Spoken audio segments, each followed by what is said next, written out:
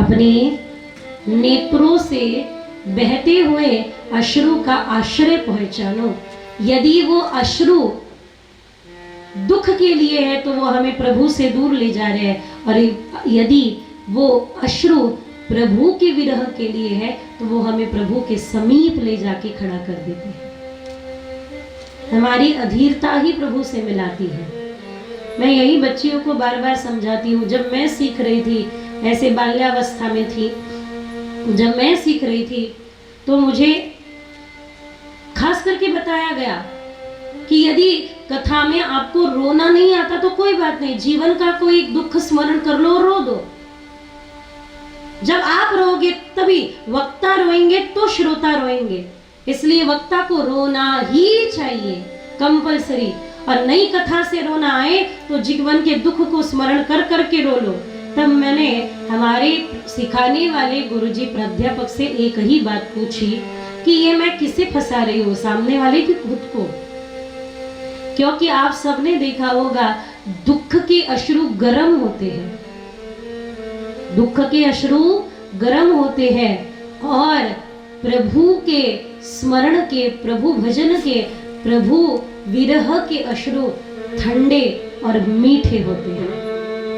आपने कहा, आप पूछोगे कि आपने चखे, हमने अनुभव किया है। आद्य गुरु शंकराचार्य और मंडन मिश्रा जी, इन दोनों के मध्य में जब वाद विवाद होता था तो इसका निर्णय करने के लिए मंडन मिश्रा जी की पत्नी भारती आपको रखा गया था। तो आप क्या करती पता है? आपको पानी भरने जाना पड़ता। इतनी उस समय महिलाएं विद्वान थी। उस समय मैंने इसलिए कहा कि महिलाओं, बीच के समय में शिक्षण से वंचित हमें रखा गया, अध्यात्म के एजुकेशन से हमें वंचित रखा गया। चलो, इंग्रजों का और मुगलों का एक प्रकार से ये क्या म्हणतात त्याला कट होता, एक साजिश रही कि उन्होंने हमें शिक्षण से वंचित रखा। पर हाथ जोड़कर निवेदन है, आध्यात्मिकता से वंचित ना रहना, क्योंकि घर के अध्यात्म की डोर आपके हाथ में है। तो मंडन मिश्रा की पत्नी भारती इतनी विद्वान कि दोनों के मध्य में निर्णय करने वाली वे थी। तो कभी उसे जल भरने जाना पड़ता तो वो क्या करती, दोनों के गले में माला डाल देती, दोनों के। आदिगुरु शंकराचार्य के गले में भी माला पहनाई दी जाती और उनके पति मंडन मिश्रा जी के गले में भी माला पहनाई दी जाती। और इन दोनों में कौन विजेता रहा, वो जल भर के आती और बताती कि आज ये विजेता हुए। कैसे?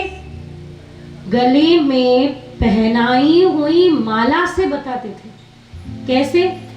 कि देखो, जब आप कोई गलत, यानी आपको जब कोई खंडन कर रहा है, आप गुस्से से जब आग बबूले हो रहे होते हो, तो आपकी शरीर की जो गर्मी है वो गर्मी बढ़ने के कारण वो फूल मुरझा जाते हैं।